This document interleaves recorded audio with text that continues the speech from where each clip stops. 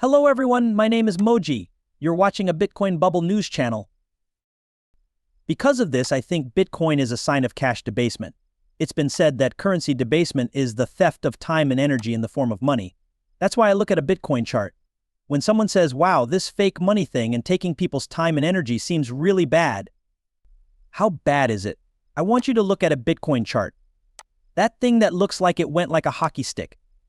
That's the value loss of money that's recorded in another instrument, if you think about it. Bitcoin is the opposite of everything we're talking about. It's a fixed-rate currency.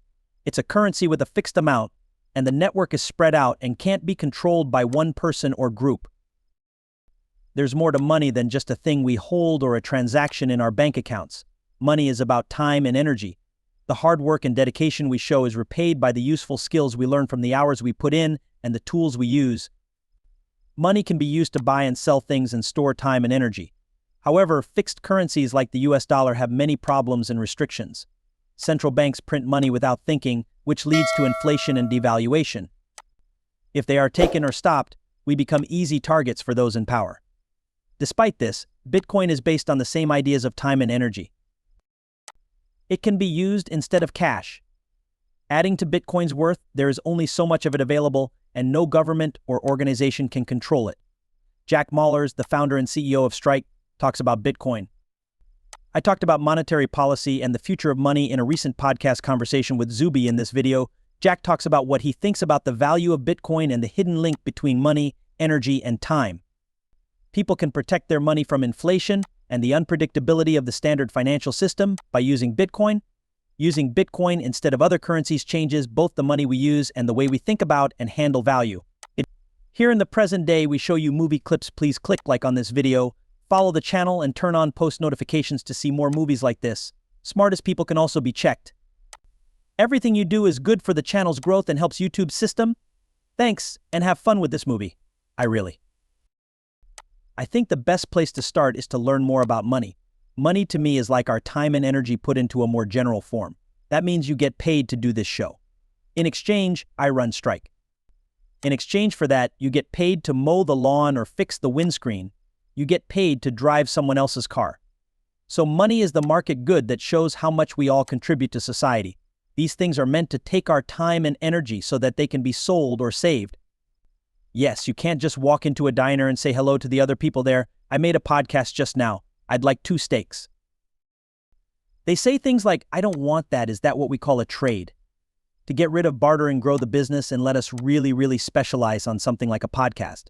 Because a podcast isn't a market good for dinner or petrol to buy food, but it's for money. So is that market good again for money, time, and energy? Now let's think about what would happen if I stored my time and energy in wheat, for example. No matter what I do, I work all day and get wheat in return. That money looks pretty good though. Is wheat being the money to save and last through time? That wheat will be worthless in about a week because it will go bad, moldy, and stale. Everyone has bread that is moldy. Then tell me, how good is that money? Can I use my phone to send that wheat to Europe? You can use your time and energy to think about money. That's a very strong thought compared to something like paper or something your government tells you to use. Then compare it to the dollar. If the government can print their own money, they are debasing their money, which means they are debasing your time and energy as well. Does that make sense?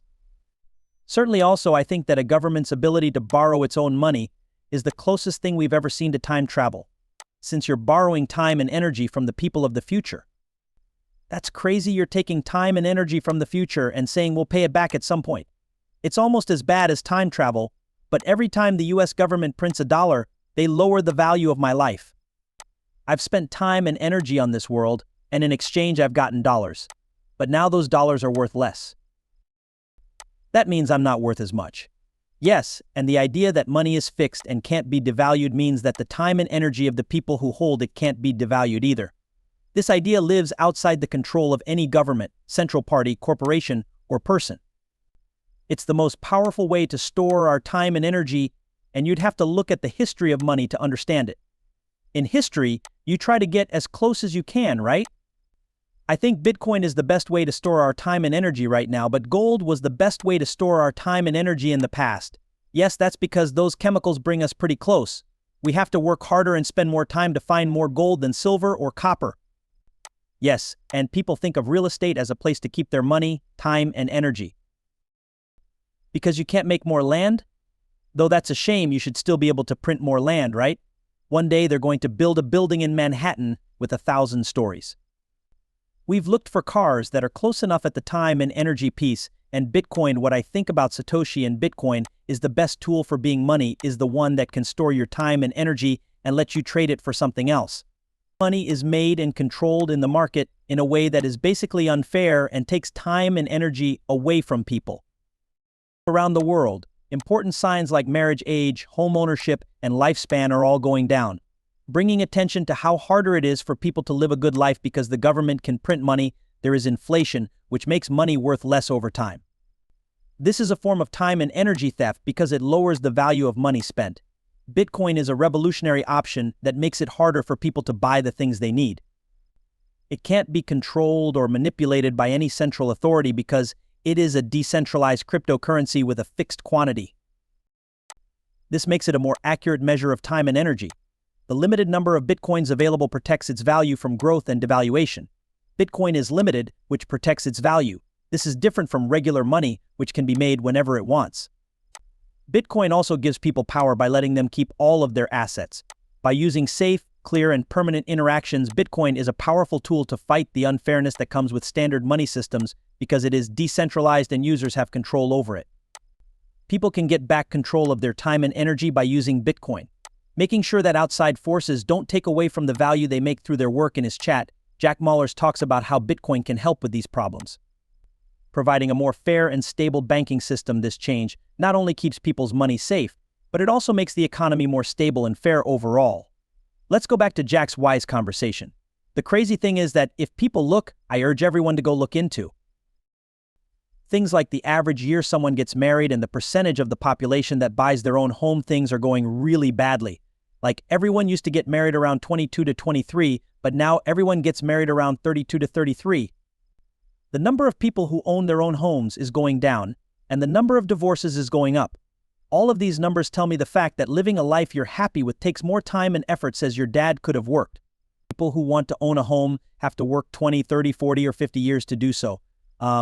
They're still people. In other words, if you think of money as time and energy in a simplified form, debasing it again makes it take longer and more energy to live a healthy life, which hurts society. It's really a terrible, mean thing to do to when you say steal from people, they're actually taking time and energy from everyone.